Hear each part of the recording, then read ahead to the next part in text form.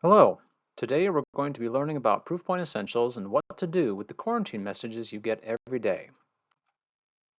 Proofpoint Essentials is a powerful, all-in-one email security system. It protects against spam, phishing, and malicious content like viruses. It provides this protection to both inbound and outbound messages. Your most common interaction with Proofpoint Essentials will be through the Quarantine Digest. The digest is fairly self-explanatory. It contains a list of all messages held as suspected spam from the last 24 hours. Now, if you get a lot of spam, you may be tempted to spend a lot of time in this message, blocking a lot of senders every time it comes through. I'm going to explain later why this is not the best use of time. In the Quarantine Digest, you will be able to see the sender, subject, and time of delivery.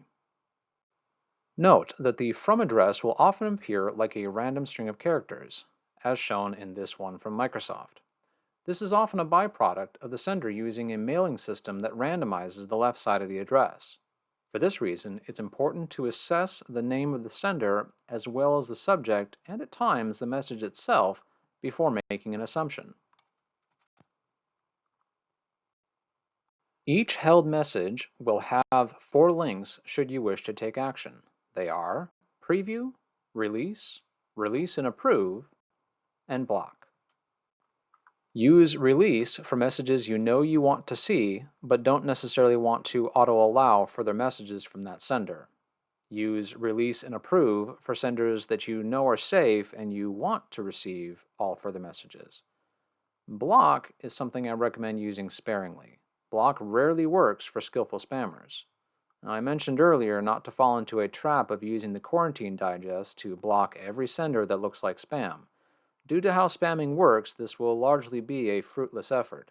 Best to skim the message and take no action. That being said, if you see recurring messages that seem to be the result of having subscribed to something, whether intentional or not, it would be best to see if that sender has an unsubscribe option, which you can do using the preview link. Preview is one of the most useful links. Use this if you're not sure about the message. Clicking on Preview will open a browser window to display the message. From here, you have the same controls to release, release and approve, and block.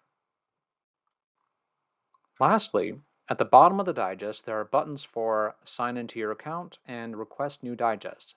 I will cover signing into Proofpoint Essentials in another video. Request new digest does what it says. When you click it, it asks Proofpoint, without having to log in, to send you another digest. Now, if you don't have any new held messages since the last quarantine was sent, you will not get a new one.